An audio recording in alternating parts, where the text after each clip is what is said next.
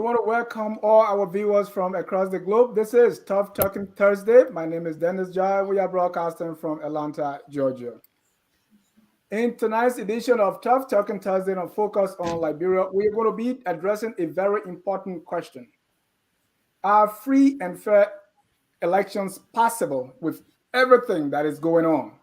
I mean, you name it, come from corruption in LISGIS or alleged corruption in LISGIS, the chaotic enumerators training and their setup, they are demonstrating, say no pay. We have the NEC timetable, which many of us think is unrealistic. At this point, we are still not sure if we are going to use the biometric system or the manual one. We're not sure if that's going to happen for voters registration. We also not sure if the voters cleanup that was recommended by the Supreme Court during the last election, if that has taken place. So with all these questions, we are asking the questions. With everything that is going on with the NEC, with LISGIS and more, are free, fair, and transparent elections possible for October 2023? Possible answers that people are telling me: is it more likely for this to happen? Is it less likely? Is it unlikely? Is it most definitely? Or is it impossible? With me to discuss these issues, I have our governance consultant, Mr. Ahmed Sharif. Mr. Sharif, welcome to Focus on Liberia. This is Tough Talking Thursday. Thank you, Dennis. It's always an honor to be here. Let's do it. I also want to welcome the one many know has Iron Lady. Some say Nimba Iron Lady. Some say Liberia's second Iron Lady. Okay. Madam Edith Gonglo-Ware. Madam Gonglo-Ware, welcome to Tough Talking Thursday. Let's talk tough. Well, thank you. I don't know if I want any of those nomenclatures I know. to The be people, called you Iron don't Lady, have like your Iron Lady, whatever. But I'm glad to be back on here after several weeks. And it's my pleasure tonight. I look forward to a very informative discussion about our country. Thank you. Also want to welcome Mr. Mohammed Sharif. He's our political analyst and also a proud product of Waplo Institute all the way from River G. Mr. Sharif, welcome to the show. Dennis, once again, thank you very much for this opportunity. It's always great to be here. Great. We want to welcome our viewers from across the globe. We want you to chime in very soon. We're going to be opening the phone lines because we want to really get down to the basic. So let me start with you, Mr. Sharif. This whole question with everything that is going on. First of all, what do you think with everything that is going on? Are free, fair, and transparent elections for 2023 possible? We're going to drill down more, but I want to get your opening. Yeah, so if I will open with an optimistic tone, I know that will surprise many, but I think that a free election is possible.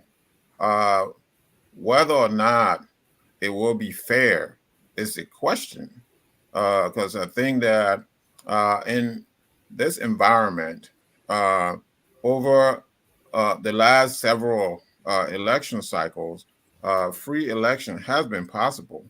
The question is it going to be free? And I think that is the main issue. So you don't have, the government does not seem to be prepared. And this is a major test for George Weah. And so he does not seem to be prepared. There's chaos. You mentioned in the green room LISGIS, right? I hope I'm saying that right. The Liberian Institute for Statistics and Geoinfo Services. There's crisis there. There's crisis with NEC. There's protests today in Buchanan and perhaps in other places as well. And so when you have those going on, it has to be an unsettling time. And I hope that the opposition, the collective opposition, is taking note and making sure that they're holding the government accountable, because these are the kind of situations, if they go into the election with this kind of situation, it's going to be, they're entering into something that is not favorable to them. So that landscape is not favorable to them. So I hope that the opposition is able to hold George Weah and his administration feet to the fire, because everything right now seems to be very chaotic. And it's not like they didn't know that this time was coming. They knew it, but they just have not planned for it. Thank you. Let me go to Madam Gonglo, where same question. With everything that is happening around us, what's your opinion? Are free, fair, and transparent elections possible for October next year? Well, free, fair, and transparent is a little doubtful in my mind, given everything that we see unfolding in Liberia. First of all, for an election to be free and fair, the very process from the beginning has to demonstrate that. And the actors, the election governing body, has to be prepared to ensure that these processes are participatory, they're transparent, everyone is aware, and they are also prepared. And all of their technicians, their lieutenants, are trained to carry on the various activities in a timely fashion, but also in a very transparent fashion. We don't see that happening. You talk about the LISGIS. The LISGIS situation, the census situation, is even a more worrisome precondition to our elections. And it presents a very troubling pretext. You have in our Constitution, by law, there should be census every 10 years. Yeah. They are already in violation by 4 years because the last census was in 2008, I believe. Yes. So from 2008, the next should have been 2018. That's 10 years from 2008. 2018 to 2022, that's about 4 years. Where are not just the opposition, even civil society, because this is against the country. It's not just against opposition politicians or opposition political parties. The entire country is being dragged down a road that this country has been on before. So do we have hope for a free, fair, and transparent election? I doubt it. I doubt it. The second issue is even the issue of the biometric voters registration process. You know, there's a saying that whatever is not properly done is not worth doing at all. We've already seen from the get-go that the beginning of the electoral process is fraud already. You have company that has been rejected, a company that was rejected by PPCC to conduct the VR process, the biometric voters registration process. And PPCC spelled out why the rejection. They found this company to be completely incapable of conducting conducting and certifying a credible voters registration, biometric voters registration. They were tested. They failed all the tests. On the spot, they were asked, can you demonstrate whether you can produce, make a copy or produce a copy of the registration card on the spot? That they failed. Can you spot duplication? Because one of the problems we've had in our election of recent has been duplication of registration. Somebody register in district number 4 and you find their name on another row in district number 6. And their names are on several rows, several places. That's duplication. That has been problematic, and that was the reason why the Supreme Court of Liberia had asked the Elections Commission to clean the voters' roll. Even that, which was by law asked, because the Supreme Court decision is law. The Elections Commission has not done that. That is clear violation, and maybe I should say an affront to our legal system. They've not done that. Then you bring a company that has been rejected and clearly demonstrate the lack of capacity to do the work for which you've contracted their services, and you still insist that this is the company you're going to go with. What level of arrogance is that? But all this point to is the unpreparedness of this government and its functionaries to do the work for which they were elected. And the ball is now in the court of all Liberians, civil society actors, ordinary market women. We need to speak truth to this power, that you cannot continue to put our faith in the balance. Liberia should function as a country, and more than that, as a democracy. And so the people wield the power. Where is our power? Why are the people of Liberia acting so powerless? I think it's about time that everyone gets really angry to call this government to book, to call the Elections Commission to book. We cannot sit and allow ourselves to be carried to the slaughterhouse, almost like sheep being led to the slaughterhouse in a very obedient way. Liberians are being obedient for their own demise. We need to call this government to book. We need to call them to action. They're not doing right.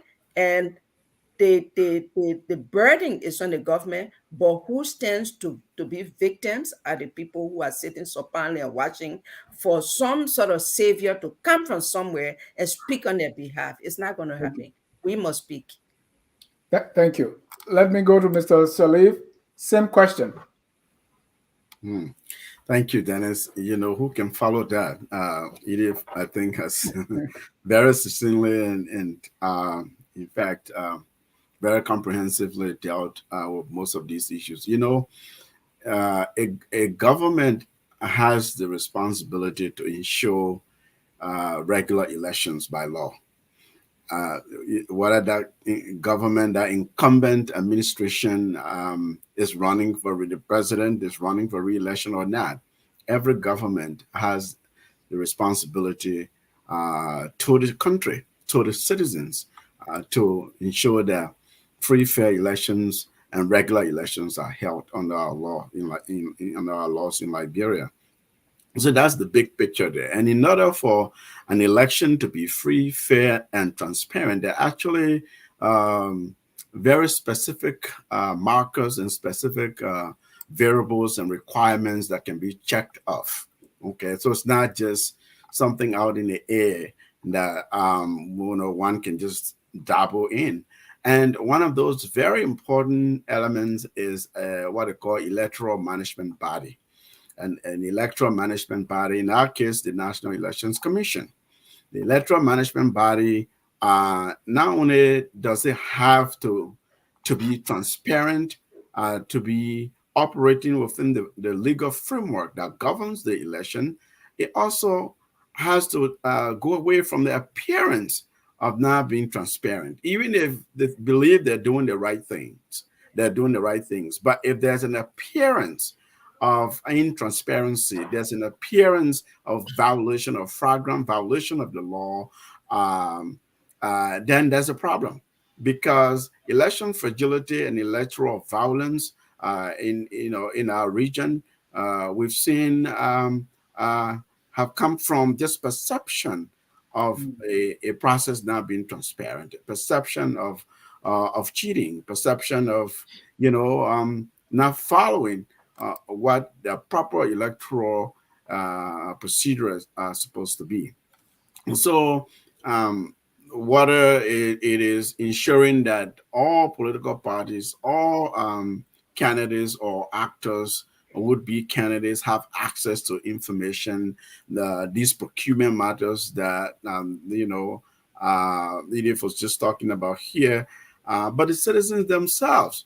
The government owes it to the Liberian people And I'm saying the government because, ultimately the national government is responsible for the conduct of the election. And so we may have the NEC, but it is really a governmental responsibility. And of course, Right. NEC is part of our government.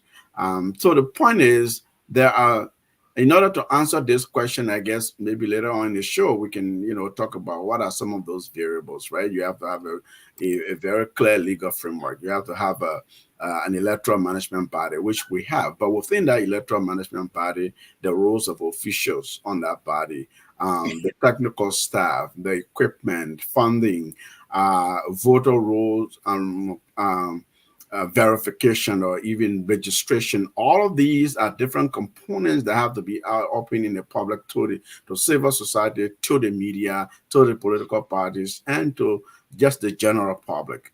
So these matters are not supposed to be matters that are in doubt or in some kind of conflict where NEC is doing things one way and the law is saying another, or citizens are perceiving in another way. Because then it's a driver of conflict. It leads to heightened fragility of the country, and we don't want to go down that road. So if you conclude, Yeah, is it more likely, less likely, unlikely, or impossible? Well, no, I mean, I don't, I don't like to, because I like to look at models. I like to look at variables and go by rubrics and look at system and say, well, okay, here's what the system says to be in place in order for this to happen. Then we begin to analyze and deconstruct and say, is that system in place? That's the only way I'm able to say, oh, it's likely based on what I know, based on what's happening, based on what ought to be happening. Only then can one answer, oh, it's most likely that there will be free, fair elections. I can tell you, based on the symptoms that I'm seeing and things I'm looking at, I think that we're way behind. A lot of things that needed to have been in place, and others that need to be in place that are not in place yet. So I'll leave some of that for the analysis later on in the show. All right. So talking about factors, and we're talking about players here. Let's start with the LISGIS. Sometime I can put the first S there. The group that is responsible to do the counting, the census. So how important is this? Madame Gonglo well said it beautifully. Census should have taken place 2018. And there's a reason for census before elections, right? So if this thing is not happening, so now we see with the LISGIS, with the chaos, just getting people to say you are going to be the one counting. Or tomorrow is declared National Census Day, and people in Monrovia are being asked to stay home so that they can be counted.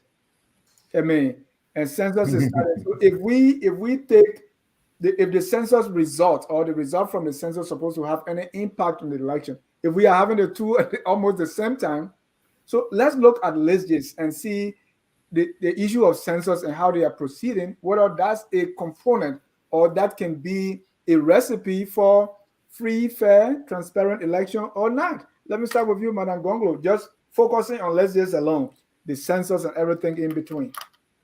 What do you see? Like Atmas said, there are markers and, indicators for determining whether we are going on the right path or not. When we are talking about LISGIS, and clearly LISGIS is very important, the entire process of having a census to count the citizens and know the number of Liberians, residents and citizens of the country is very cardinal to our electoral process, even cardinal to the redistricting of Right. constituencies. How do we know whether some constituencies, because populations do move, it's not stagnant, there's shifting dynamic to a population. Some population may have decreased, and the census will determine whether this particular segment of constituency does not deserve now to have an electoral district status because their population has shrunk, or this segment of the country needs to be divided into maybe 2-3 different constituencies because their population has increased. So the counting process is very, very, very important to this election process to make sure that the people are properly represented.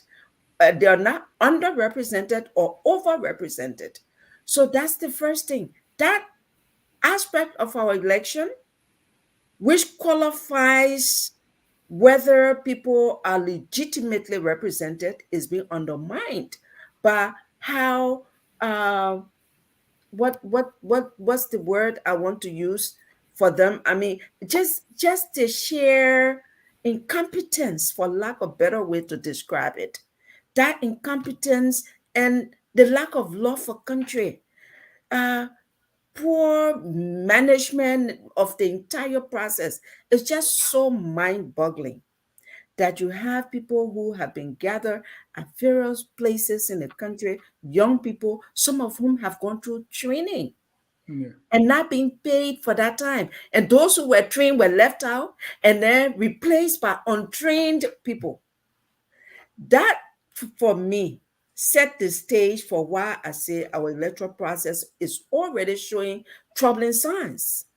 Because if you are going to train people and abandon the trained people and replace them by relatives and friends and partisans who are untrained, that's what you're going to do with our election.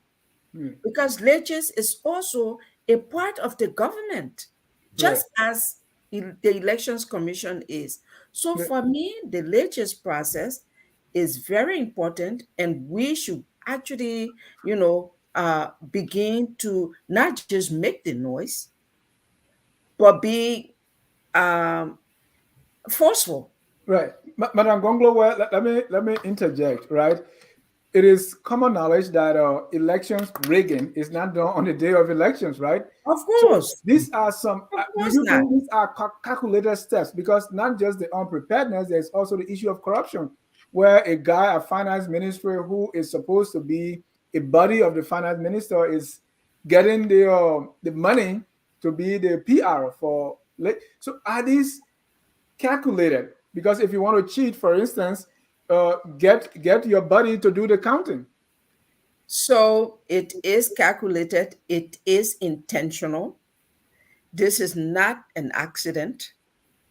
And let nobody think that it's an accident. This government does not want to be replaced because they've tested the benefit of corrupt money. They don't want to be replaced. So they're going to do everything possible within the book of fraud, if there's any such book, uh, to ensure that the process is hijacked. This is where the burden falls on you, it falls on me, it falls on every citizen of Liberia. It falls on political parties and, not just opposition political parties. Even people who may see themselves as sympathizers of the ruling party need to be concerned because you know what? We have this saying in Liberia that town trap is not for rat alone. It can catch goats, it can catch sheep, it can catch the cow, and even human beings. Because Yeah. these are all, residents of the town. The Right. goat, the sheep, Right. the human being, everybody. So if you think that anything that is going to spell chaos is going to spare you, you got to be living in La La Land. I am using this medium to say every Liberian needs to stand up now and be concerned and speak out and call this government to action. The reason why they are doing this deliberately, because there's this saying that Liberians are gullible people, Liberians are very passive, but we saw what the passive people did when they were pushed to the wall. These passive people did some things that were unthinkable in human history. Yeah. So let us not rest on that. This is the time for us to all come together in one voice and tell this government to not play, game with our lives and the lives of our children. People are suffering. And they might just reach to the point where they say, I can't take this no more. So Mm. let's not the silence of the people be taken as a passage to do whatever they feel is within their power to do and strangulate the entire country, I think this government needs to begin to act. Thank you. Mr. Salif, the importance of census to elections. Now, I mean, let's just yeah, Mr. didn't Salif, finish your question. let me add a little more there before you come. Because Okay. before the show, I was talking to a lawyer. I know you read some law books, so maybe you can help. That if there are no elections, or if there are no census, for instance, can we have elections? Would there be election? Is it permissible? And let's say if some group come out and say, hey, besides census, which is required by law, and you are doing this, so we want to put an injunction. I think I'm hearing people even talking about that already. Mm-hmm. What tell me if you have any knowledge of any legal ramifications when it comes to no census before election, or if the two are so close. Because I'm thinking about before you get to my hometown, Dodokan, to go count people. I don't know. So if that doesn't happen, what do we do? Can I just interject before Ahmed answer that? Yeah, I sure. mean, it is not a prerequisite for every election for there to be census. So we need to clarify that. There are midterm elections that can happen without census. But what is important is that our constitution clearly says that we have to count the people in the country every 10 years so that we will know the citizens, so that when the elections are held, it meet the needs of the people in terms of representation. So I just wanted to make that clarification that it's not a necessary, Right. No, thank you. requirement for That is a election. very important clarification. As such, it's not a necessary well, or let's just say it's not a condition that if it doesn't exist that you can go to court and the election will be set aside. However, when I was speaking earlier in the opening, I said election has markers and drivers and factors, right? A good legal framework that governs the electoral system, our new election law in Liberia, for example, is our legal framework within the organic law, the constitution that governs, that talks about census and all of these, right? So it creates that context. In terms of LISGIS specifically, the census, it's not just about the elections, maybe that would be useful for the election. This is the data, the information about your country, on the basis of which you govern, on the basis of which you plan, on the basis of which you engage in development negotiations, or you market your country to investors and so on. Right? As Edith was enumerating. So if populations has shifted and you don't know, you're still carrying this one old number, right? Look, I give you one example. I was in Liberia working, for USAID, and I was assigned this portfolio. A colleague was leaving the mission and giving this portfolio, where they have been working on doing what's called HIES, Household Income Expenditure Survey. So the household income expenditure survey is supposed to not just help development agencies or partners, but also the government to understand its national account situation, to understand the balance of trade, to understand. I found out, to my greatest surprise, that we had not had a national account calculation, like accurate data, since 35 years prior to when I started working on that project. Okay, so I had to go back and engage with these other donors and say, listen, we have to go to the government and ask the government, our counterpart, that you have to tell us that this HIES project is not going to just be for HIES issues alone. This will be, you have a data use plan, for example, that you can use it for multiple development reasons for the country. So what LISGIS found, what LISGIS did then was they will sit around and wait for a project. So they will say, okay, now you're doing HIES. Now you're doing demographic health survey. Now you're doing census. Before they will swing into action and donors will give them funds or give them money. The government didn't have any budget for the HIES. They didn't have any serious budget for LISGIS. So what do? We ensure that they make sure all the clients, so that I impress upon them that, listen, the government can be clients for the government itself. So, for example, government agencies that use data from the HIES, the Ministry of Finance, the Central Bank, Agriculture, Education, we name them, have a legislative focal person in all these offices. So the point is, it's very critical for the election. We need to know how many citizens are eligible to vote, because it's not every single citizen that the census counts. Of course, will go vote, right? So how many citizens are of voting age, and how many citizens reside in these voting constituencies? And so therefore, then how do we plan and deploy logistically? How do we plan and deploy electoral workers and electoral observers? How do we ensure that the election is truly a reflection of the will of the people? So you need that accurate, updated information, and that's the job of LISGIS, right? It's the job of LISGIS. As I said, on top of that, after the election, you will need to govern. You will need to know how many school children to plan for. What's the health situation? How many citizens in Bapolo, in Bomi, in Nimba, in this country, in that country, in what district? So if you're really systematic about how you're governing your country, how you're thinking about these things, you will not politicize any of this at all, because it's so essential, so critical to how the country does, that nobody who really cares about their country and is thinking right should play with it. Thank you. Let me just inject something here. Elvis is asking, did we have census under Ellen for 12 years? Because I know this question was going to come. So Elvis, yes, the last census was 2008. So from 2008, the next census should have been 2018. Before 2008, the census that happened in my lifetime when I was in Liberia was 1984. So, because I know people are going to say, hey, did we have everything is LA and we are.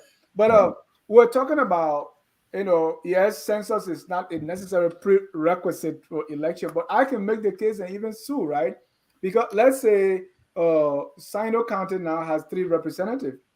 The population might have quadrupled, right, since that time. So right now, my hometown could be another district I should be running.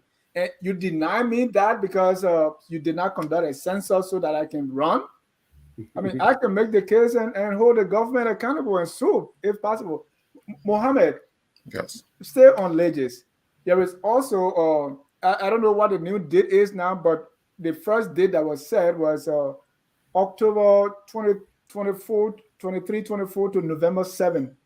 And on the night of the 23rd, they were supposed to deploy like 17,000 enumerators throughout the country.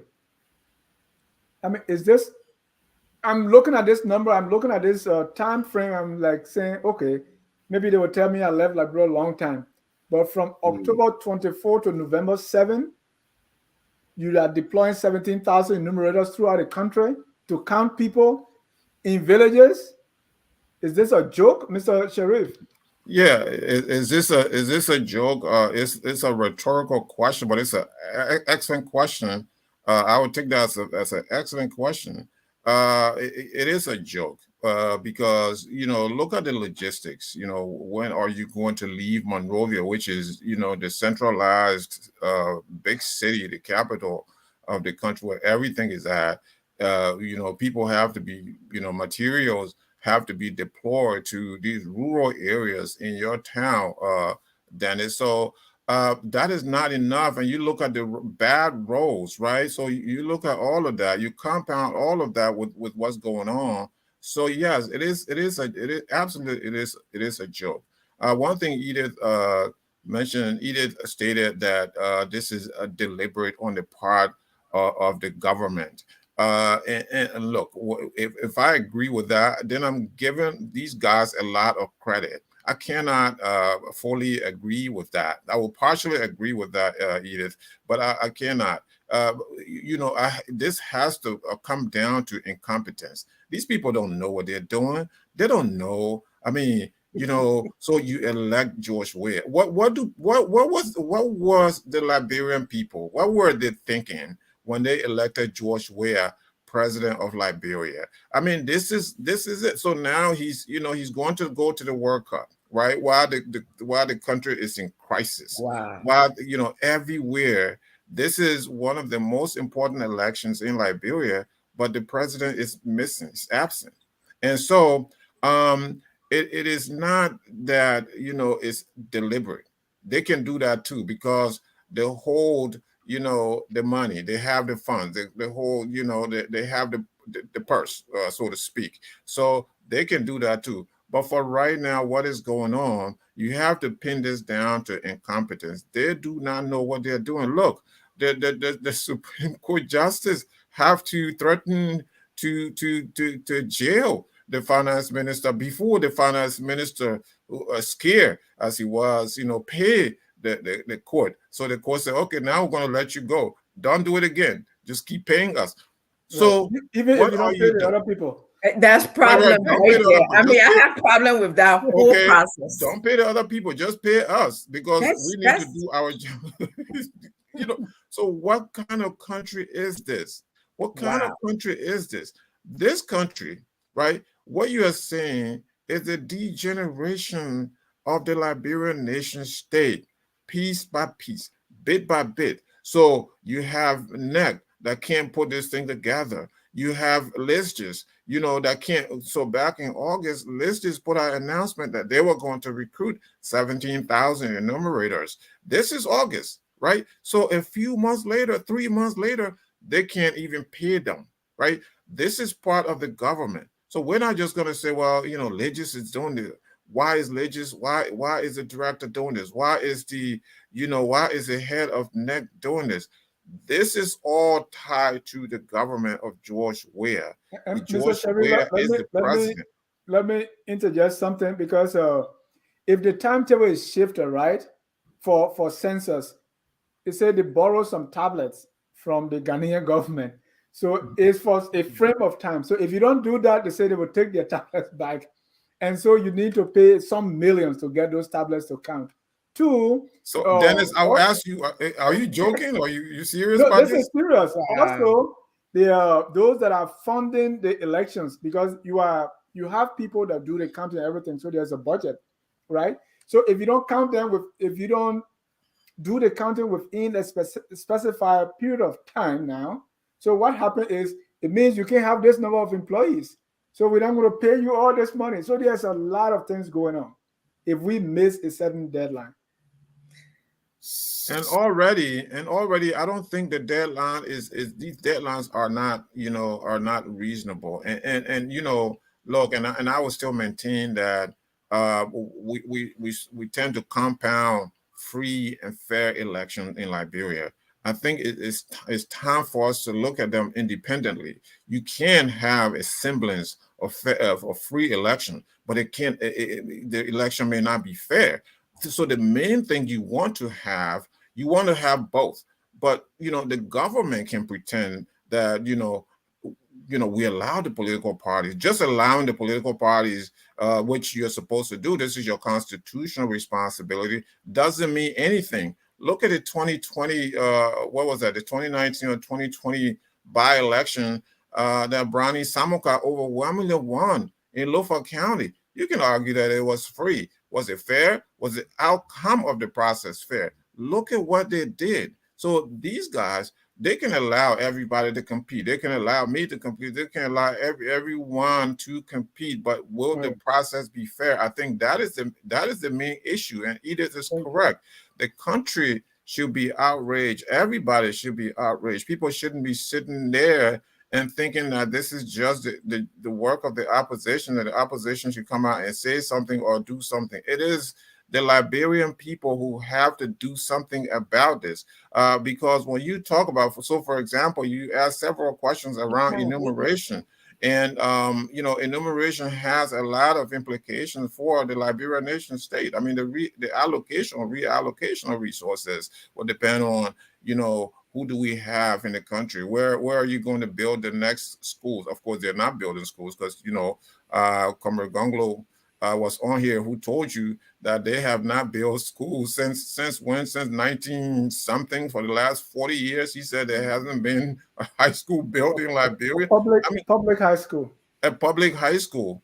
Public high school has not been built, in the last 40 years. So they're not going to care about the number, but good and decent people care about this number. So maybe just one of these days, if, somehow you have some good people in the legislature, maybe you have a better president than this, they're going to look at that number and carefully allocate resources accordingly. So this is extremely important. They're playing with the lives of the Liberian people and the stability of the Liberian nation state, because all of the crises that we've had have been around elections. So people have to look at the history of what has happened in Liberia. Thank you. And enumeration numbering is very, very important, because what you cannot count or what you cannot measure, you are not able to evaluate. So if you don't know how many babies are born this year, you don't know how many 12th graders there are going to be 12, 15 years down the road. So this is very important. But let's go to Elections Commission, the NEC, right? And when I was referring to the tablets, that's for NEC. So the Ghanaians are saying, hey, if you don't do this within this time, we give you this tablet for this period. If you can, we're taking it back. So your registration, everything should be within that period. Now, when we come to NEC, starting with the leader, she was indicted by the LACC for corruption, or what they term as insider trading, because of unfairly rewarding contracts to a family member, right? We see the same thing with the BVR, with the biometric machine, right? Giving it to someone a group that did not really demonstrate according to what we read in the news. So starting with the leader, we see this cloud of corruption hanging over her. I mean, the case was thrown out, but she did not clear her name from those charges, right? And with that, she's going to be the one who is holding elections. I mean, can we really trust the process? Then we go to the voters' roll, which the Supreme Court, remember last election, said clean this voters' roll, it's dirty. Again, we are not sure whether we're going to use the manual counting process or we're going to use the biometric. Up to now, it's not clear. ICAM, the one that was selected by the chairperson, they went to the Supreme Court and said, hey, stop the people from giving a hard time. We won the bid, that's it. Supreme Court threw the case out. So there are a lot of things going on. We also come to the election timetable. We spoke about it the last time. And if you even look, I don't know to what extent that this timetable is going side by side with the census and everything else. So looking at the NEC, looking at, with everything going on there, the same question. Can we really trust the NEC to hold free, fair, and democratic, transparent election? Can they do that? Do they also have besides the credibility, do they have the capacity? Do they even have the money? Let me start with Mr. Salib this time. Mm-hmm. Well, that's a lot. What is happening to NEC, the National Elections Commission, or what is happening in there, I think is it's sort of a symptom of what we have happening as a nation, as a system, right? So you have a institutional capacity problem. And, sometimes when we say these things, people think that we are casting aspersion on all the competent professionals in the country. I mean, I always say Liberia is a whole country. Everybody can be incompetent. There are things that are working, that are relatively working, and so there are those. However, the problems we have, if we don't talk about them, we don't do something about them, we're not honest with ourselves, we're not going to go anywhere. And so we have to engage in the difficult conversation, swallow the bitter pills, and confront our issues head on. Now, you can be having an election in a fragile country like Liberia, and you are playing these types of games, right? You should have a credible, competent head of the commission, and then commissioners, period. I mean, all of them, they should come with experience, training, specific qualifications and backgrounds. They may have, but so far, the way you demonstrate, exude expertise and experience and knowledge is by the work you do. Is the outcome, the output, the work you put in, the work that comes out, the quality of your work is what gives us a that peace of mind to go to bed. Listen, this is incompetent hands, and is going to go as planned and according to the law. Everything you've listed, to me, is problematic, right? If uh, you have a company that didn't demonstrate knowledge and experience and ability to do the work, somehow through some kind of a process that's not so clear, some shady process where this is the firm that has earned the bid and is the firm that will do the work regardless all the concerns and all the outcries there. That is a problem. So who is watching over the neck? Right? That is the question that you should be asking. The national legislature should be the one inviting this commission, should be the one looking over and seeing that the National Elections Commission is doing everything according to the books, according to the law. Because if they don't, they are playing with fire. I mean, they're inviting conflict, unnecessary conflict in the country. And it's that serious and that simple, right? So, I don't know how else we can say this, Dennis. They talk about how can an election be free, fair, and transparent? That includes the EMB, the electoral management body. We've talked about that. But within the EMB, the role of officials, electoral officials, is a separate variable that they consider. These people cannot even make certain kinds of statements in the media that suggest bias or that suggest some kind of lack of knowledge or incompetence or let alone violate the law, right?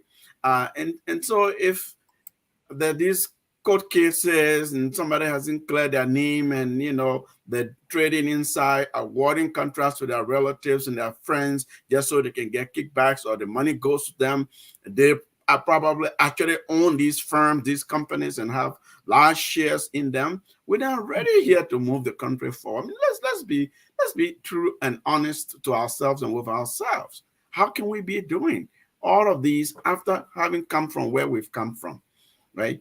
And so, you know, it's difficult. It is a difficult conversation. If the goal is to do all this to muddy the water so that somebody can have an advantage, thinking that that is just the best way that I can have an advantage in terms of electoral success, because if it's transparent, if it's open, media access, candidate access, civil society access, and there's enough civic outreach and education that the people who have questions and they'll ask questions and their questions will be answered, then it will be difficult for some people. I guess that those are the calculations, and those are very risky calculations to be doing in a country like Liberia. And to add, that makes the election less likely, unlikely, or definitely going to happen.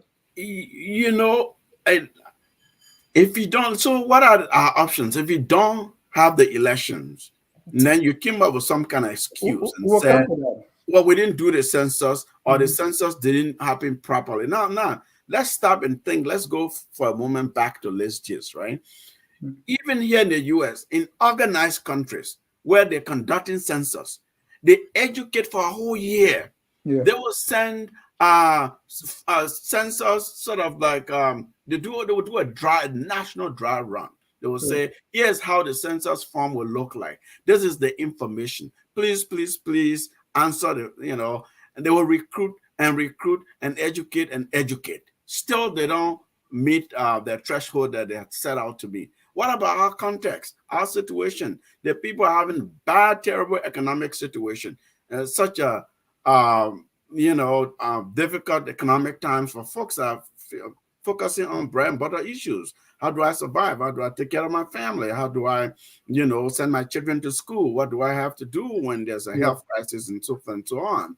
And a lot of people are not paying attention to the census. And even the crisis you're seeing at LISGIS, for instance, is also an economic problem. It's an economic implication. These young people want jobs because they don't have jobs. They think that this is an opportunity to get a low contract, and then they've been cheated out of this. So this is a conundrum. There's all kinds of implications here.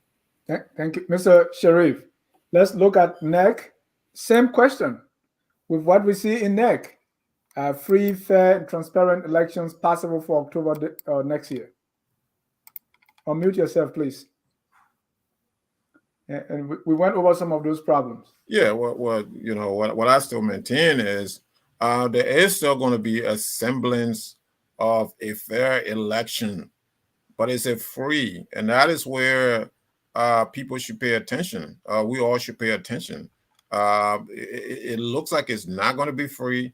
It looks like the playing field is not going to be level because of all of what we've already discussed. And at the base of this is an incompetent administration that's not going to be able to conduct an election in which all competing parties will see it as credible. So no, totally. With all of us going on with NEC, the election is not going to be one that is credible. I don't think so. So what do we do?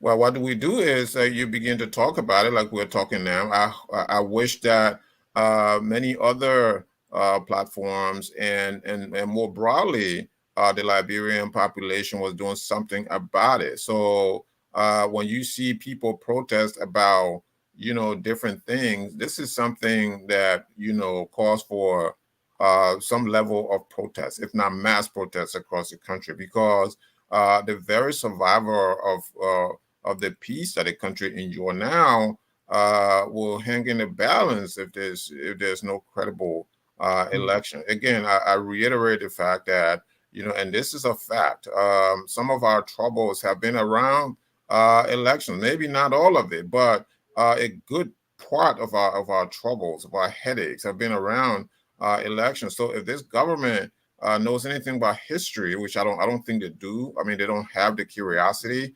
to look at these data points and stuff like that. But if they do, they need to understand that election is critical. Election, free and fair democratic election with the participation of all competing parties on a level playing field is a critical ingredient for the survival of the Liberian nation state. And so if that doesn't happen, then, I see trouble. And so they need to learn from past mistakes. It hasn't been too long ago in 1985 when we ran into a situation that wasn't free nor fair.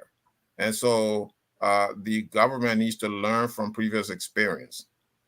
So, and I hate to quote from Senator Prince Y. Johnson, but he said before that the election will be rigged. The thing about Prince Johnson, and people forget that besides being, of course, he's, he was a warlord and all of that, caused a lot of destruction in Liberia. But keep in mind, he was, a brilliant strategist, in the battlefield. And so I think he has some sense in him to know some things, right? And I'm saying this in a way not to come across as someone, and definitely I'm not someone who will admire him for the atrocities he committed. All I'm saying here is that some of the things that he's aware of things, right? It's not like, he's just sitting there and don't know what's going on. So he knows what's going on, and what he's saying has to be taken seriously. So we cannot sit around and dismiss, his conclusion that I'm telling you that the election will be rigged. And since he said that, I have not heard that in many places. I think you were, one of the first ones, Dennis, if not the first one, to kind of reiterate that. That is an important statement that he made not too long ago, and I think that we all should take this seriously. Let me come to you, Madam Gonglo, where about NEC. You've participated in elections, and so you have a very good idea how elections can be rigged or can be skewed in this way or that way to benefit certain people in the elections. Looking at NEG, as we said, from the leader, the commissioners, and also the things that are going on now. What do you think of our 2023 elections? Unlikely? Well, before I even come to that, I just like to go back to something you said earlier. And it's so mind-boggling when you mentioned that the Ghanaian government loan our government tablets, our elections commission. It pricks my heart, and it makes me question, where is our sovereignty? Where is our sense of independence? Where is it? This is so shameful. It's so hurtful that another country, I mean, countries, nation states do, bilaterally support each other in areas of weakness where others are strong. I understand that. But come on, tablets, the thing that people are buying even for their little kids these days become like a toy. For us to borrow that from other country and pay millions of dollars is just so sad, and is so shameful, for lack of a better way to describe it. And then not only that, that we are relying on donors' money to undertake such a critical and consequential process of our democracy, an election that has to be the political will, because this is the one thing that will sustain the democracy of the nation, is through our election. Before you continue, let me put in a comment from James also say, Mr. Dennis, those tablets were given to be used to conduct the census without deadline. The information is misleading. So if something is donated, is given for election, you think it's indefinite. So so you say, why it's true that it's, so James is refuting that, say there's no deadline. Just wanted to mention that. So it was grant. They just give it to No, us, right? they have to take it back. It's not indefinite. Oh, if they have to take it back, there has to be timetable. Exactly. It can be indefinite. But that besides the point. I was just talking about, the image that it creates. Mm-hmm. People don't sometimes think about image, but for me, image and perception are very important for anybody, let alone for a country. So I wanted to talk about that, how mind-boggling that is. Now come to the Elections Commission and the way it has been conducting the preliminary activities leading to this general and presidential election of 2023. Mind you, we are already less than a year away from the election. Yeah. So what? 11 months? I should even say 10 months. 10 solid months. It's just 10 months and few weeks. Yeah. This is November. The election is supposed to be October 10th. Today is November 10th. So that's already just 11 months away. And we're still juggling over how voters registration will be done and who will do it. It's still not clear. That you have the company that I would say fraudulently selected to conduct the process, going to the Supreme Court to ask for the Supreme Court to force the Elections Commission to sign a contract for them to do this. And then that case being thrown out, if that is true, because I didn't read it, so I'm quoting you, that the case was thrown out. If that is true and correct, then that spells problem for me. Because then the process The fraud has already started. It means the foundation for having a fraudulent election is already built. These are the foundational issue for any election, the voters registration. We've not even cleared that. And the timetable, we are running into problem. We are talking about biometric registration, which is very important. But here we are with the company selected that does not have the capacity to do that. What was the major problem last election? And now listen, they said lack of money. You have the president taking what 60 man entourage to watch a football game. Is that what it is? For 7 weeks, taken out of the country, but yet the country does not have sufficient money to commit to the one process or the one exercise that validates our democracy, that sustains our nation, is not important enough. You don't have money for that, but you have money to go merry-making other countries. You don't have money to conduct census that provides the direction for any government to govern its people, to ensure that their medical needs and educational needs and all that are met, because by the census, the population aggregation, how many what's the number of school age children, primary school age children do we have in certain geographic location that will determine how many primary schools you should build in that place, how many teachers need to be assigned there. All of these are the census is a package deal for the functionality of a country. There's no money to do that, but yet we're prioritizing a 60-man delegation to leave the country to go to another country to merry-make. I find that from country and its people, and if this is not making enough to call on President Weah to do the thing for which he was elected. There are clear responsibilities for any elected government. You have responsibilities. You don't do whatever you want to do. It's not a free field that you say, well, this is my father's farm. I select to go on the farm and not to go on the farm today because it's my father's property. Oh, no, you were employed by the people of Liberia, and your employer tell you what to do. Your employers are telling you that this time we want to be counted so that all of these other issues can be taken care of. The Elections Commission, credible. I doubt the credibility of the Elections Commission at this point, especially with the leader, the chair of the commission.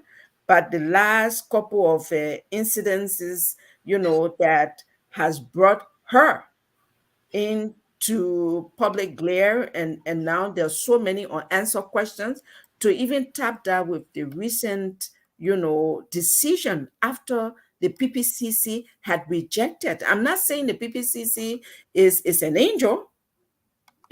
Every system in Liberia has its own problem. However, if they clearly demonstrated the reasons for which this company was rejected, and those reasons are legit, because if you cannot demonstrate that you are able to print a copy of the registration on spot, if you cannot demonstrate that you are able to identify duplication, which was the problem in the last election. If you cannot identify duplication through your system, that is somebody registered in District 1, they can come and register in District 2, and they are saying, well, if you give us time, we can go back after the registration, then we go through the system to identify duplication. To me, this is beyond incompetence, and we have to look for another word for that. And I think it's just sheer arrogance that the commission chair is demonstrating. It's like, to hell with you people, who are you? I will do what I want. And I don't think that's how you run a country. Thank you. And Mohammed, I'm coming to you. I also want to announce that if you want to join the discussion, the number is on the screen. Please call 605 313-6004 is scrolling down there, and there's a 605-313-6004. The code is 791-403#. Call that number and tell me, with everything that is happening, free, fair, and transparent elections possible for 2023. And I have some options for you. They are more likely, less likely, unlikely, definitely, and impossible. Mr. Shabir, let me ask you this question. Every issue, there, it speaks to a bigger problem. There is something that is behind what we are talking about now, that even at this point, with less than a year to go to elections, we are talking about corruption in LISGIS that is kind of tampering with the possibility of having the census going on. We're talking about the chaos when it comes to training and deploying enumerators. We're talking about the NEC boss with corruption charges still hanging over her, and now she has almost repeated what got her into trouble in the first place. Biometric. We say we're going to use this biometric machine. It's not there. People have to be trained. I have an IT background. You have to test something. Even before you come on here, we want to test if you can come on StreamYard and do the show. There's no test, no education. We are going to do. What if malfunctions in the middle of elections? What's the backup plan? All these things are in the balance. This speaks to a bigger problem. I don't know why it is. Maybe you can help. What really is the issue driving this kind of thing? Yeah, I mean, it certainly speaks to a very big problem. Didn't we come on this show some time ago and talk about corruption? How corruption was endemic in the Liberian society, and it was eating away at the fabric of the nation. This is what it is. So when people, I think it was Cole who mentioned that when people hear corruption, they think it's just bribery, taking money here and there. So what is going on now is corruption. So you're corrupting the electoral system. Because of it now, good people like Edith and others, and Ahmed and others, are doubting the process for good reason. And so we hope that the Liberian people are listening. We hope that people will understand that if the election, if it goes this way, the election is not going to be credible. It's not going to be a credible election. But for a moment, even if you are disinterested in voting, say you are a Liberian who doesn't, vote at all, it should interest you to note that you need the census. The census is very important. Maybe you live in a neighborhood, you live in a community that need a school building, you live in a community that need the infusion of more resources. The census number will tell decision makers that. Now, that being said, whether or not the Liberian population increases or decreases, I don't think this administration cares one way or the other. So it's not going to be for them. It's going to be for a competent administration that may come in place. Plus, it's the right thing to do. Not only that is the right thing to do, it's the legal thing to do. So then is this all of what's going on speak to a bigger issue. Now, bigger issue is corruption. It is a culture now. It is fashionable in our society to be corrupt. It is fashionable not to do the right thing. And so that is why good people have to continue to talk about these issues.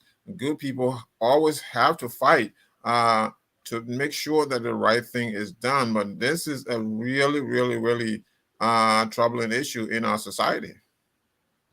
Thank you. And let me bring in our first caller before I go to you, Edith, for the same question. But let's take our first caller here.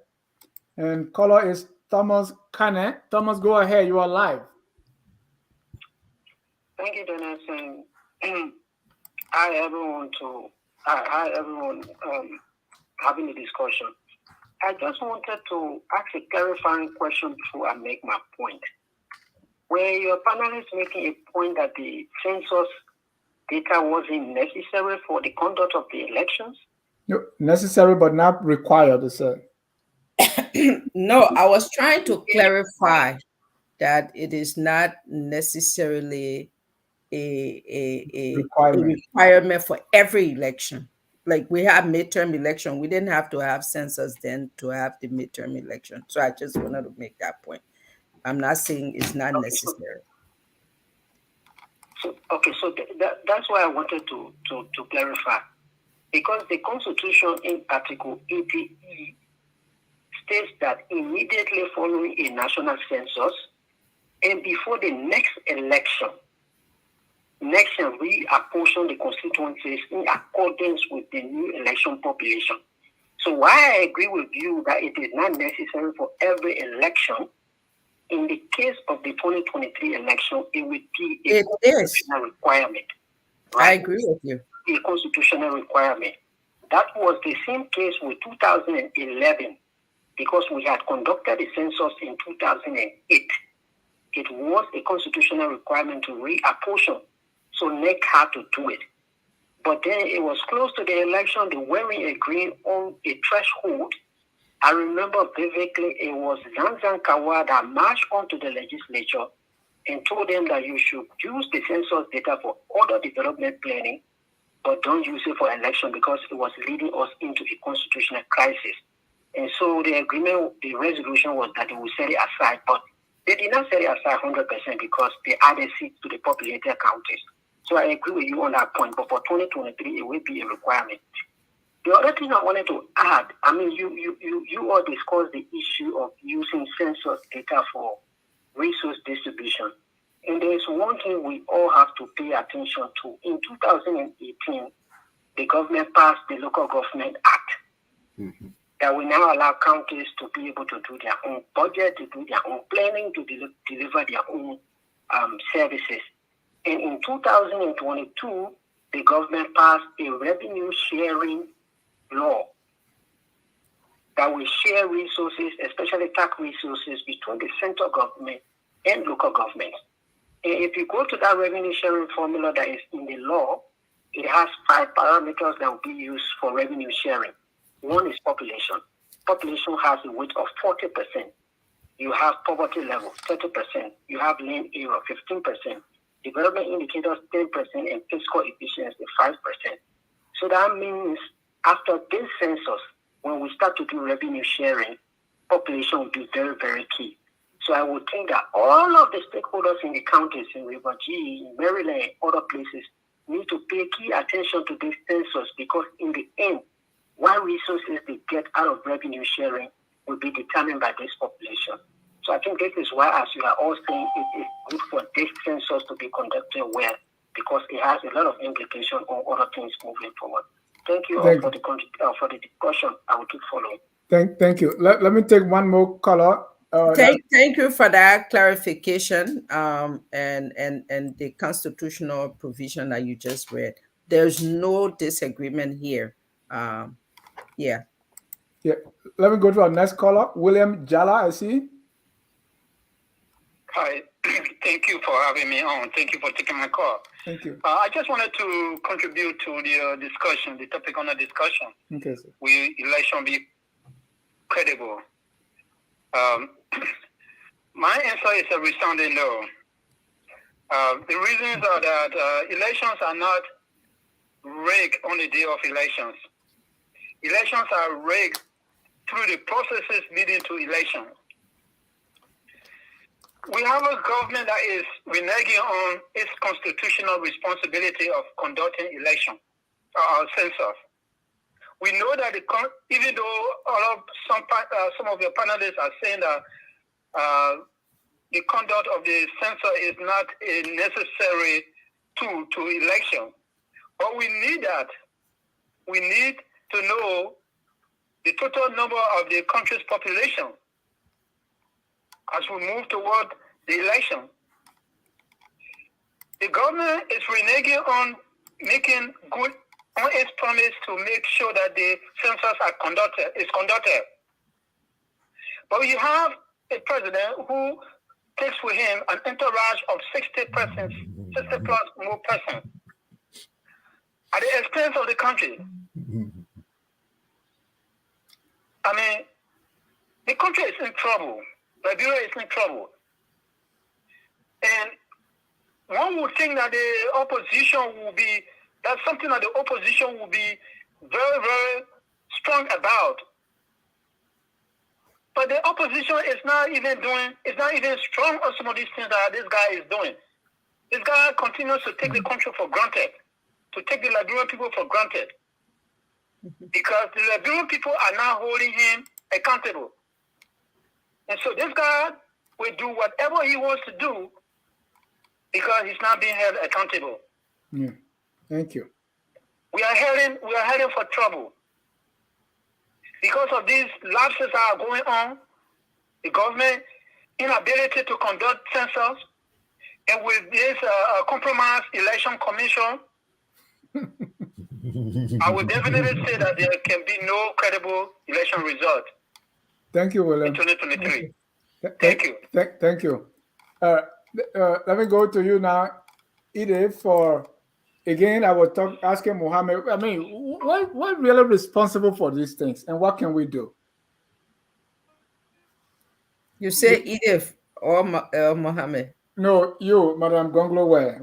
What is really responsible for these things that we are talking about? I mean, if you run through everything that we have discussed, it looks like, I mean, this is, I don't want to kind of talk down to anybody, but it's like a joke. I mean, it doesn't seem that we are able to do anything prior. Really, in my belief, is a free, fair, transparent election is very unlikely. I agree with you. Then that's what I've been saying, that the groundwork for fraud, the groundwork for rigging, everything is already being laid. And unfortunately, people are sitting and waiting. And there are some, I don't know if it's what it is, but some parties are, I don't want to say naively, whatever it is, they're already celebrating that they're the next government. Are you watching the shifting dynamics of what this government is doing and you're celebrating that you're already president? We need to take care of all of the important things right now before it's too late. But We Madam need to take Gonglowe, and let me just say this. Yeah, what is responsible? That people, you're looking at some knife to your throat and you are smiling. Yeah, you know what? It didn't start today. Sadly, let me be clear to say this. There was a book authored in 1955 by an American anthropologist called John Gunther.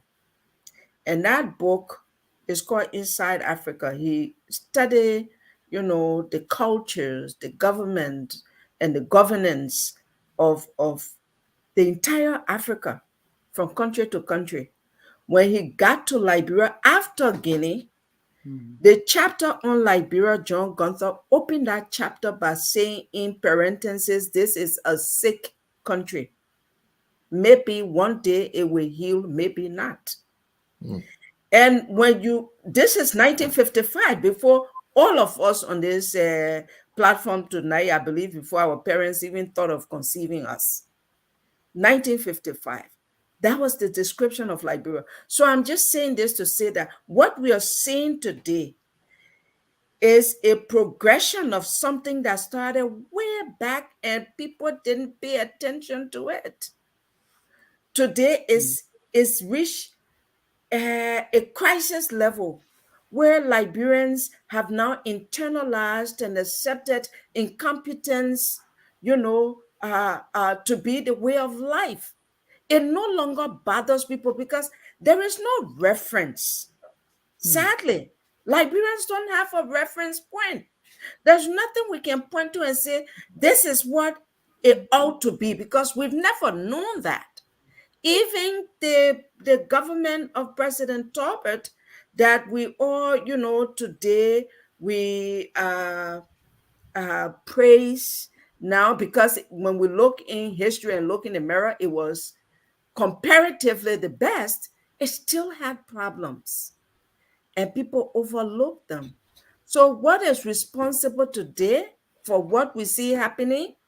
Number one is massive ignorance and lack of education.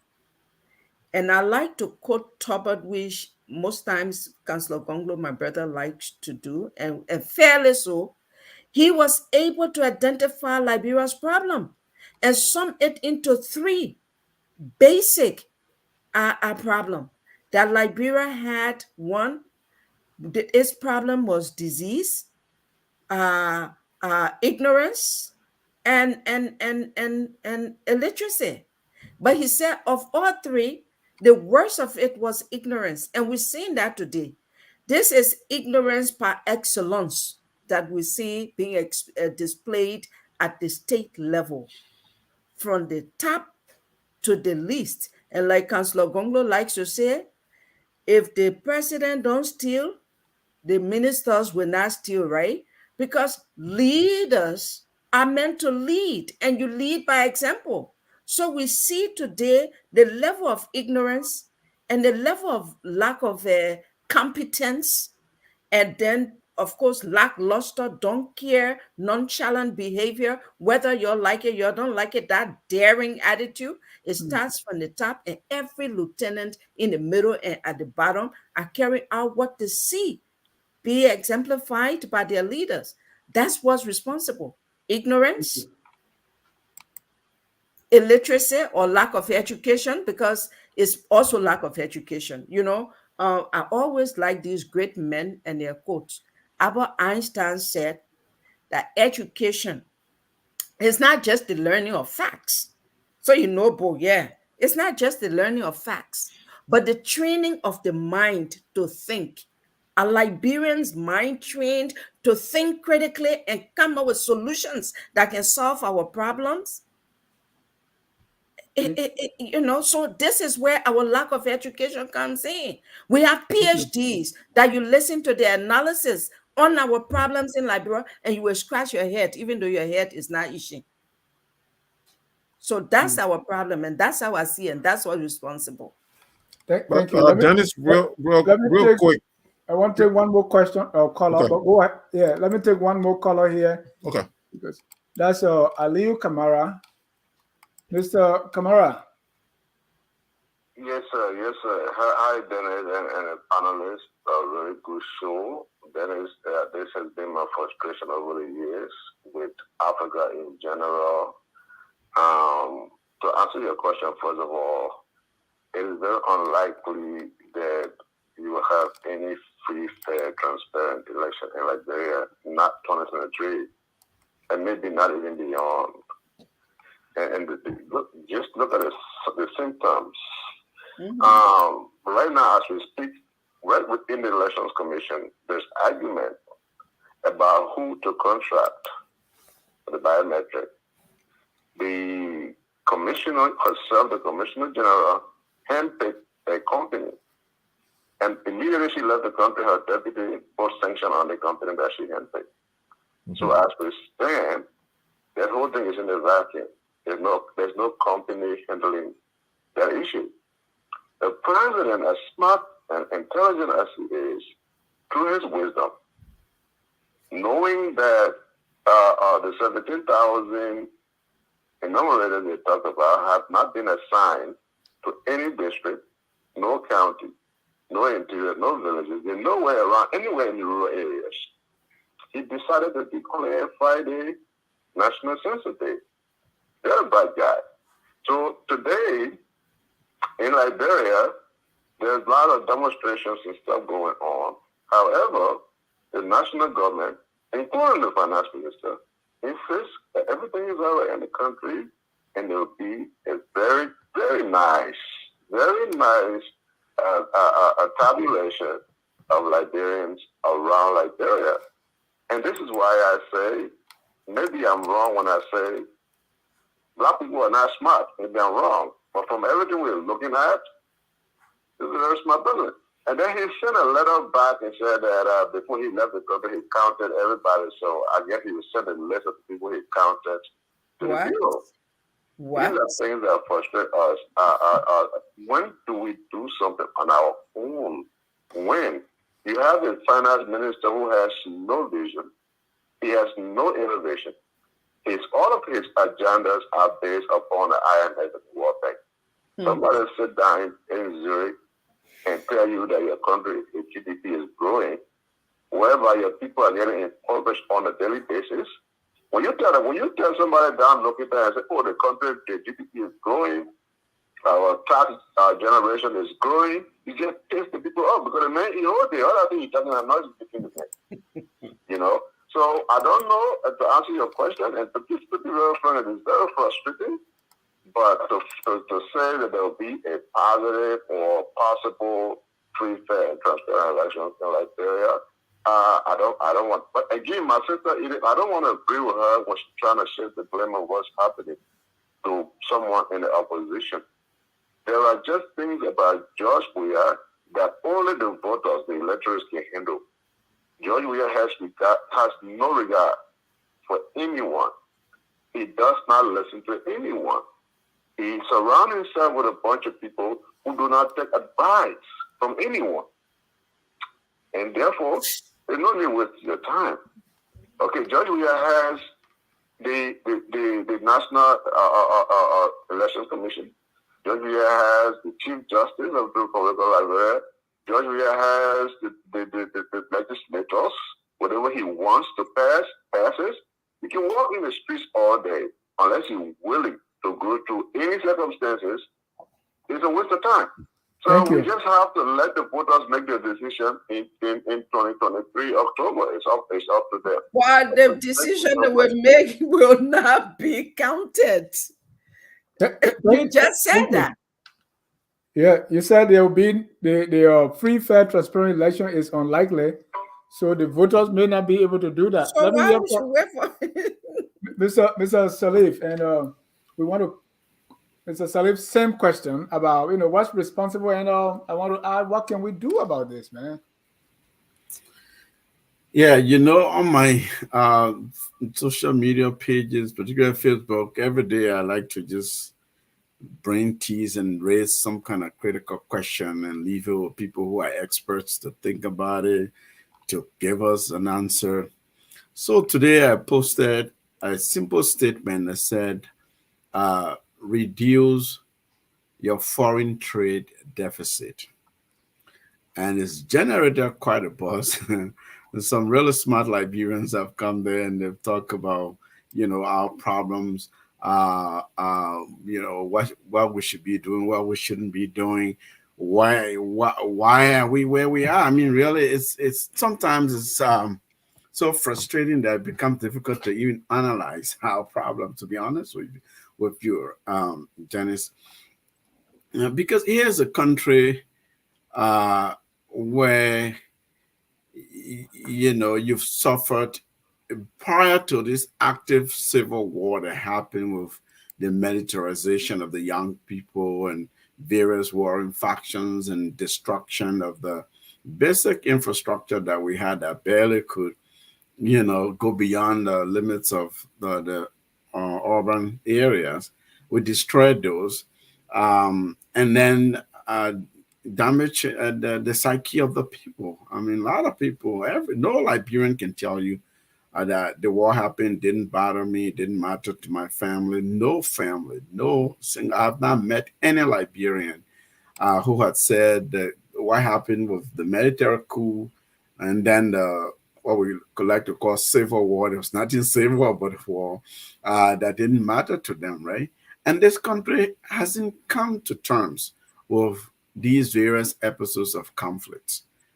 We haven't come to terms with that. We haven't figured out how to really govern ourselves, how to exercise sovereignty. When you look at our educated people, sometimes it just makes me wonder. I mean, it's hard to find role models that really young people can look up to, who can inspire people, for example, because a lot of people are used to this hustling culture, right? So whoever's there, we grew up hearing about grave seeking, right? That people say, "Oh, this person is a grave seeker," or "This person is just doing it to take care of themselves." Right now in Liberia, for people to maintain their lifestyle, the hardest profession is to be a politician. And we all know why they all aspire to that. It's because it's rent seeking. This is the corruption. It's free state thievery of state funds, state money without any conscience.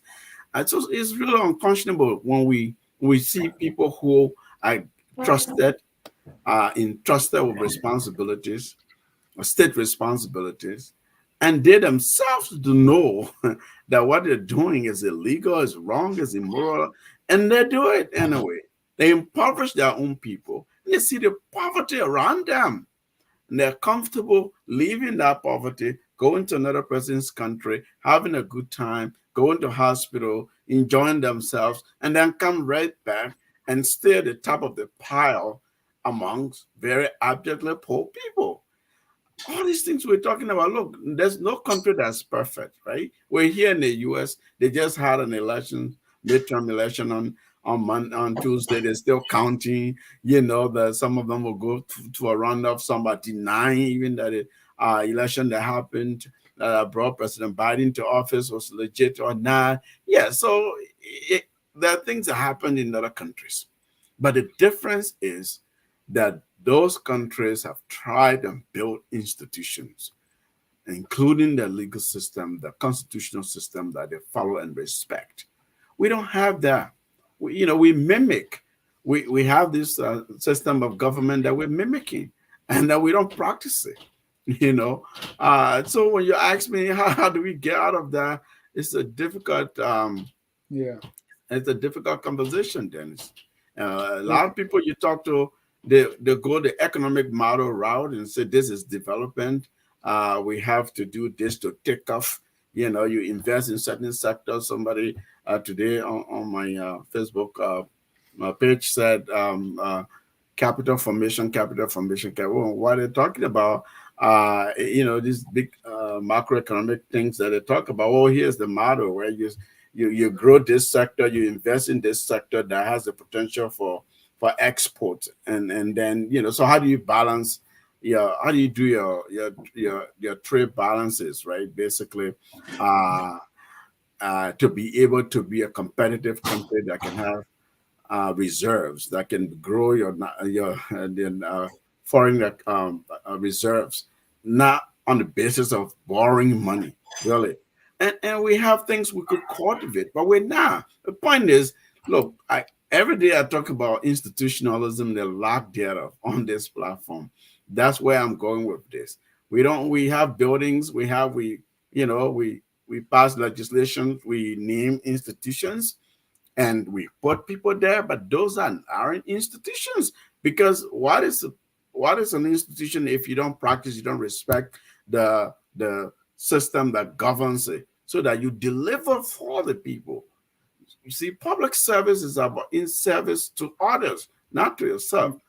In our culture, even in the diaspora here, we see that a lot of people who aspire to our community organizations, they go there for the morale of it and how prestigious it is, how it will make them feel and love, to sort of that bloated, false sense of self-importance, and they go around, swing their arms without really doing stuff for the community, people who need it, right? And so in this thing, so this is the thing that is in our culture. It's not that it's unique to us or that is who we are, but somehow it is indelible. And we haven't been able to really get out of it and be moral about it. So our moral compass, I don't know how, which is bending to which arc. I can. It's just difficult sometimes to describe what happens in my country, my community, with my people, my Liberian people, really seriously. Because I'll close on this. We'll try to get to the bottom someday. We should hopefully, Dennis. I'll be happy to tag along and celebrate and see Liberia in a better place. Thank you. At this time, we're going to quickly go to our Tabata session, and also Madam Gonglowe will start and also give a closing comment. Every day there's some Tabata going on in the country. Tabata is in Southeastern world mean complete nonsense, rubbish, foolishness. Madam Gonglowe, what's your Tabata of the week? And after that, you can give your closing comments. Also take leave of you. Liberia Tabata can be so plenty until you. I mean, it's almost like a daily tabata now. It should even be a weekly tabata. Yeah, I man. hope it Man, doesn't get to hourly. I tell you. So my tabata is the country, everything falling apart, people crying left and right, nothing working. But the president can take 60 people and bowl it without any fear of anything. I said, well, your leader went for 7 weeks. Mhm. Who does that? And just gladly leave joyfully with his entourage, and they're away for 7 whopping weeks. That's my tapata. It's so it's amazing. Is not the right word to use. Strangely amazing to see something like that happening from a leadership standpoint. That's my tabata for the weekend. My closing comment would be, again, I think I've said this before several times on the show, that the onus is on all of us, the ones who tag themselves as the enlightened ones, whether by exposure, experience, or education and knowledge, at least those of us who are to some extent who are aware of what's happening need to continue to speak out. I mean, there's nothing more than speaking out and holding people accountable. That's what is within our reach to do. And the more we do it, even the walls do here, the more we do it, somehow it's going to sink in. We shouldn't give up and say, well, these people don't care, so let's just let it be. For me, that's defeating. So I would again say, let's continue to do what we do. Let's continue to speak on the issues. Let's continue to call people out. And let's continue to call on everyone else, on different talk shows and different actors, for our voices to remain the same and remain strong and focused on these issues that are tearing our country down to nothing. And also to thank you, Dennis, for your commitment every week, because I don't know if I can do what you do every week, to have this commitment in this America. And come on, some of us have the liberty to choose when to come on, but you may not have. You decided that I'm going to do this for my country. I just want you to know that what you're doing is nothing small, it's big, because you're providing another avenue for people to be heard and make points, that will help to shift the course of our country. Thank you all, panelists. You all are great guys. Every time I come on this show, I learn a thing or two from you guys. And I'm very excited to be on here with you all. It's a learning curve for me. Thank you. Thank you so much. Let me go to Thank you. Mr. Salif. And thank you for coming. We really appreciate your time. Thank you, Edith. You're welcome. Mr. Salif, what's your tabata of the week and your closing? Thank you. Sometimes I don't think about my tabata until it comes. But there's just so many of them. I think it's just the whole fiasco around the holiday thing that was announced about the census, and then someone called me and said, "Well, they announced there'll be today's holiday in the morning, and then the afternoon they announced that they canceled the holiday." So I couldn't really come to terms with that. How do you announce a holiday and then cancel the holiday? Because I don't know if that was really what happened, but I haven't wrapped my head around it all day. I've been thinking about it because there are consequences. Holidays come with, Wow. you lose a lot of revenue on It's people. for the economy. The economy, people stay home, people rest, people have plans and things like that. And it's just so confusing. I think it speaks to a larger issue just than sort of the comical component of that statement that I heard today. So that's complete about that for me. In terms of closing, look, this is one of the most important topics I think that I have participated in here. And for the reasons we stated, all of us, that elections are drivers of conflicts. Um, there's so many things that are hinged on elections. In our context, our country is still not out of the woods yet. There's very high fragility. The country hasn't healed, just poverty. We haven't managed to really get a hold of our governing, to govern the country in such a way that we can begin to address some of these very vexing public challenges that we have in the country. And so to play with elections, how we elect our leaders, I think it's dangerous. I think it's dangerous. Every well-meaning Liberian should take it seriously. Those who have the responsibility to participate in decision making that impact this particular issue ought to do so patriotically and responsibly. Otherwise, nobody wishes anything bad for their country, but this portends bad news for Liberia. So I hope some of what we've discussed here tonight, hopefully, will help to be, to steer people in the right directions and to make the right decisions.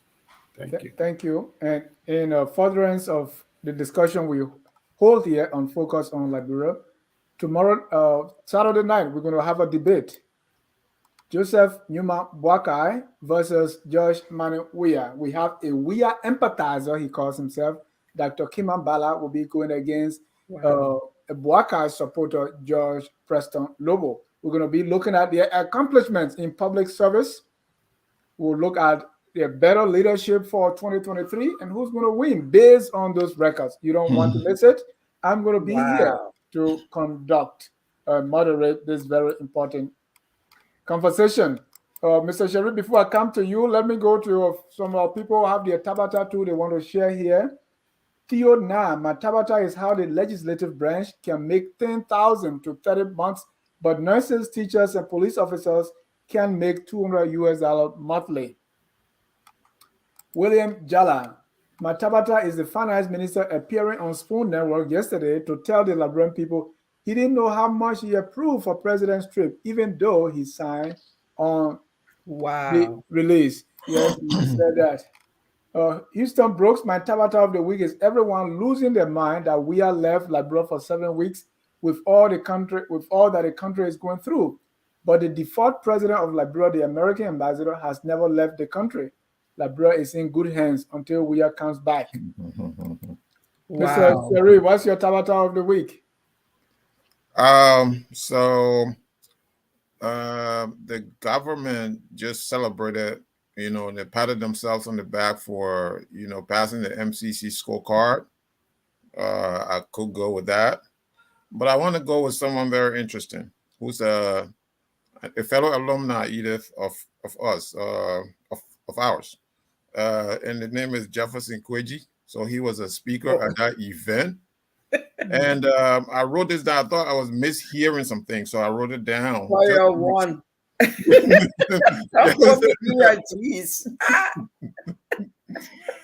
so I wanted to make sure that I'm hearing. He said, "We are here specifically, which is spelled PESIBILICALLY, to highlight and appreciate God, okay, for His wonder in our lives."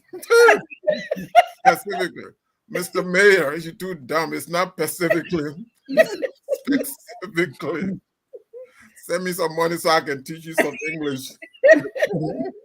Then he said, well, leave the little brother alone, man. He said, no, I'm not going to leave you. Big everywhere. He's my mayor.